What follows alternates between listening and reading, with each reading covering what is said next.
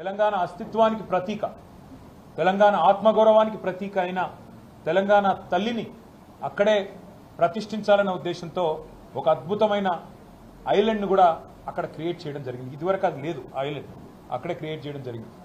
చేసి ఆనాడు దశాబ్ది ఉత్సవాల్లోనే నిర్ణయం తీసుకున్నాం అక్కడ తెలంగాణ తల్లిని ప్రతిష్ఠించాలని.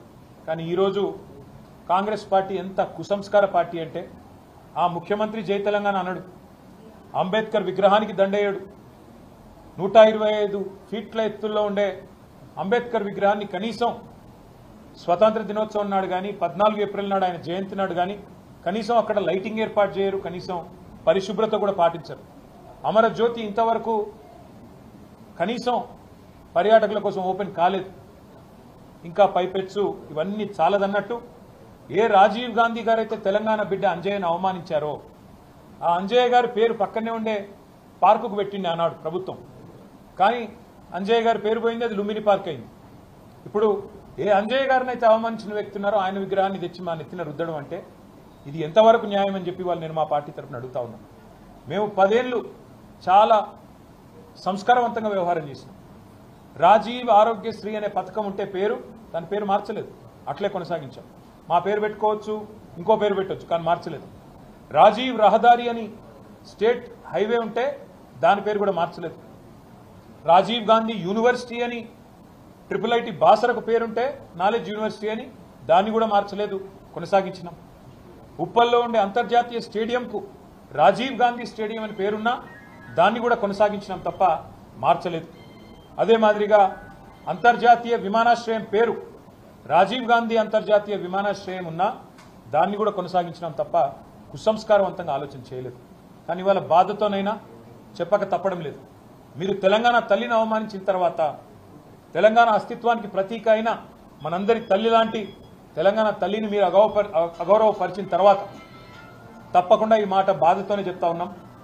రాజీవ్ గాంధీ గారు మరి తెలంగాణకు ఆయనకు సంబంధం ఏందో నాకే తెలియదు. రాహుల్ గాంధీ దగ్గర మార్కులు కొట్టేయాలంటే మీ గాంధీ భవన్లో పెట్టుకో, లేదా జూబ్లీహిల్స్లో నీ ఇంట్లో పెట్టుకో, ఎవరు వద్దంటలేదు.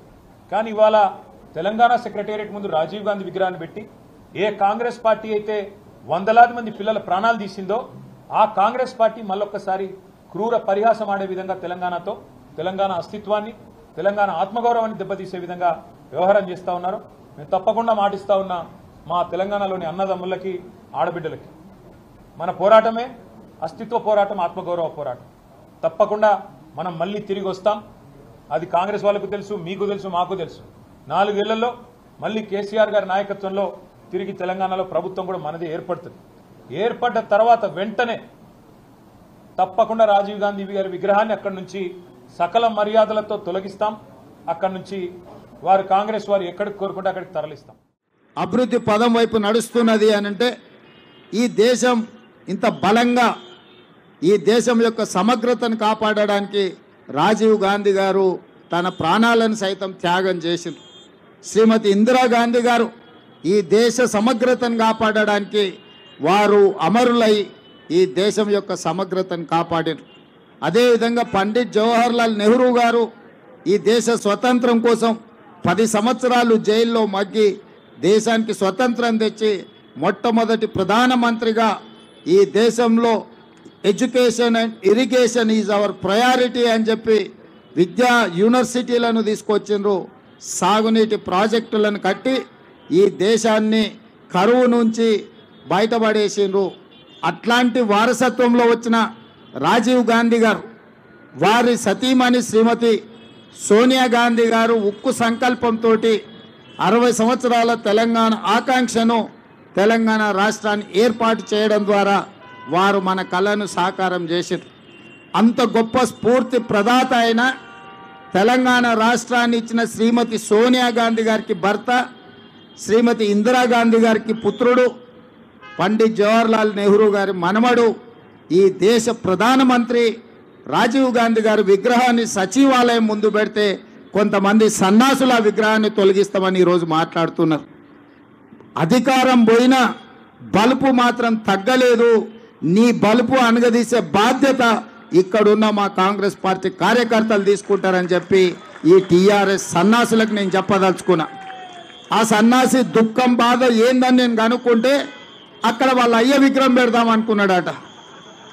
వాళ్ళ అయ్య పోయేదెప్పుడు, వీడు పెట్టేదెప్పుడు అక్కడ విగ్రహము?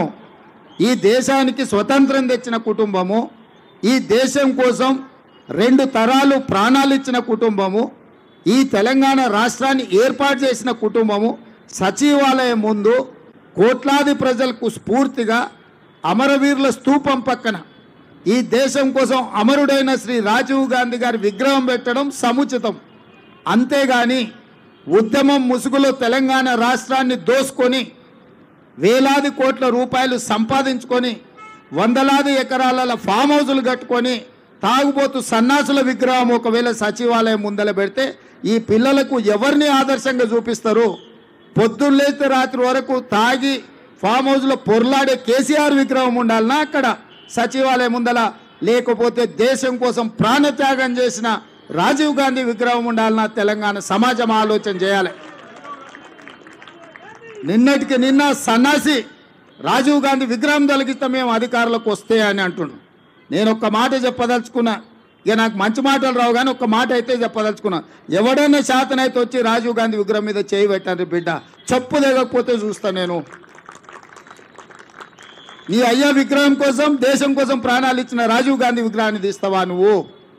నీకు అధికారం అనేది కళలో మాట, కళలో కూడా నీకు అధికారం రాదు. అసెంబ్లీ ఎన్నికల్లో 39 సీట్లు ఇస్తే పార్లమెంట్లో వస్తే 7 సీట్లలో డిపాజిట్ పోయింది, 15 సీట్లలో 3rd ప్లేస్లో వచ్చిన సన్నాసి నీ పార్టీ మళ్ళీ అధికారంలోకి వస్తుందా?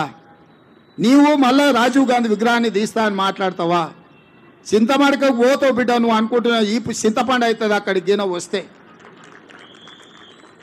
ఆయనకి ఇప్పుడు తెలంగాణ తల్లి గుర్తొచ్చింది. ఇన్ని రోజులు గాడిదలను కాసినవా? 10 సంవత్సరాలు తెలంగాణ తల్లి విగ్రహం పెట్టలేని సన్నాసి తెలంగాణ గురించి మాట్లాడే నైతిక హక్కు నీకెక్కడదని నేను అడగదలుచుకున్నా. అందుకే పెద్దలు బట్టి విక్రమార్క గారి అనుమతితోని డిసెంబర్ 9, 2024 నాడు సచివాలయం లోపలనే తెలంగాణ తల్లి విగ్రహం పెట్టే బాధ్యత మేము తీసుకుంటాం.